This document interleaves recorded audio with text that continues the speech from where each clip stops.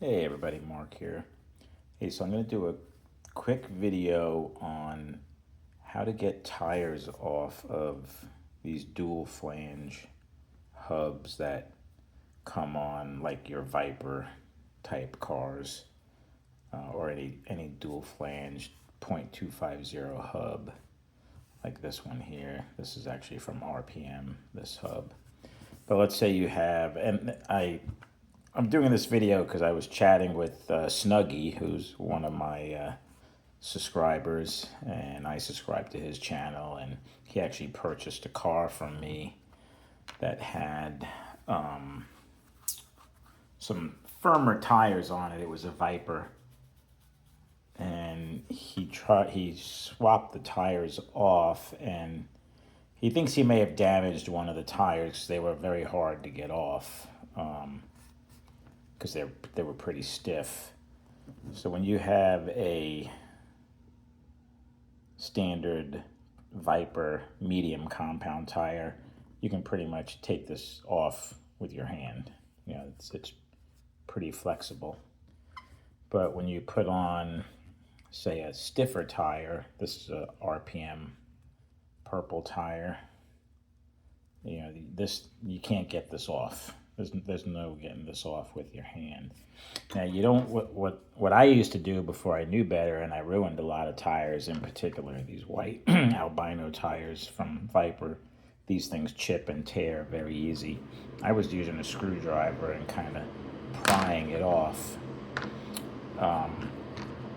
That can definitely damage the tire or even break it.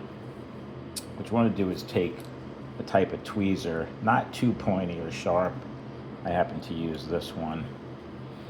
And you go in from the front of the hub, you go under, and you go all the way through. You don't have to go too far through though, kind of like that. And just a little pressure and it pulls right off. You know, if you try to use a screwdriver to do this, you could probably do it, but there's a good chance, you know, if you go too far, boom, that happens. It snaps the tire. And then, you know, you got no choice but to throw that tire out. These tires, these are by RPM. These are their stiffest tire, so these are pretty rock hard. So these are very hard to get off with your fingers. It's, you know, it'd be impossible to get off. But again, if you just take your tweezer, gently go underneath, and just gently pry it over, you'll get them off every time. And that's, yeah, that's really all there is to it. Even if I put a Viper albino tire on that's